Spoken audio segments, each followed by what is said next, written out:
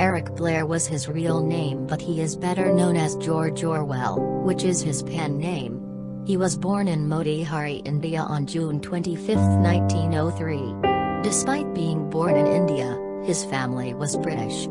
Ever since birth, he was always in the lower classes of society, barely scraping by in life. About a year after his birth, Orwell and his family minus his father moved back to Britain. He, like all other young boys, attended a boarding school. Instantly he saw how unfairly the poor children, including him, were treated. The rich kids were given more privileges and didn't follow the same rules. This is a picture of him in his schoolboy days, posing with some random child.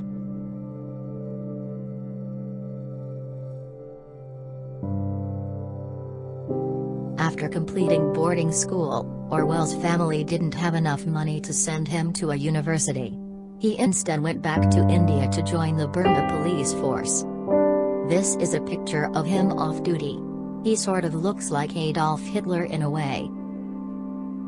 He left the police force in the summer of 1927, due to contracting an illness. He moved back to London and also traveled to Paris in his time. Having lived most of his life in Britain, he was able to have a first-hand experience of poverty in England. He worked multiple jobs but still barely made any money. His early writings were not successful by any means. He was practically down and out in life. He was also able to see the life of the homeless in Paris, France in his travels. These first-person experiences were his biggest influence when he wrote his first successful book, Down and Out in Paris and London. It was a non-fiction book about the lives of the homeless in Paris and the life of a tramp in London. It opened many people's eyes and they began to understand the lives of the unfortunate. Orwell had managed to pick up a job at the Hawthorns High School in 1932. It was a small private school of only 15 teenage boys. In mid-1933, he left the high school to teach at Fray's College. It had roughly 200 students with a much larger staff. On an expedition in his teaching days, he contracted pneumonia and quit his teaching career. He moved to Southwold, which is where his parents lived, and they financially supported him.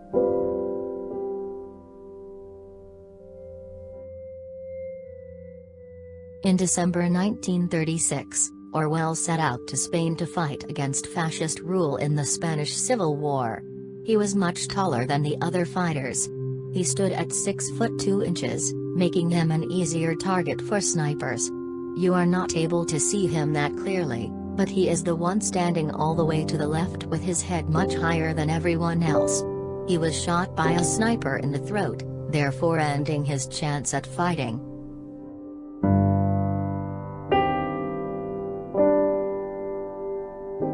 The Second World War greatly had an impact on his writing career, taking him to the top. One of his most famous novels, Animal Farm, is inspired by the events of the war.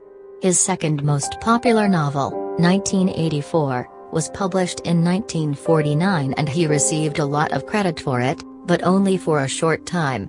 He died of pneumonia in 1950, making him 46 years of age.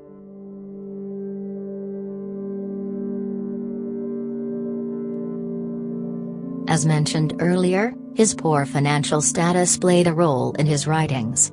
Down and Out in Paris and London vividly speaks about the lives of the poor in both major cities. His personal view of destitute citizens impacted the amount of details he included. His most critically acclaimed novel, Animal Farm, is based on the events of World War II, more specifically the conflict in Russia. The novel uses animals to represent real-life people in Stalin's Russia. The story is one giant allegory.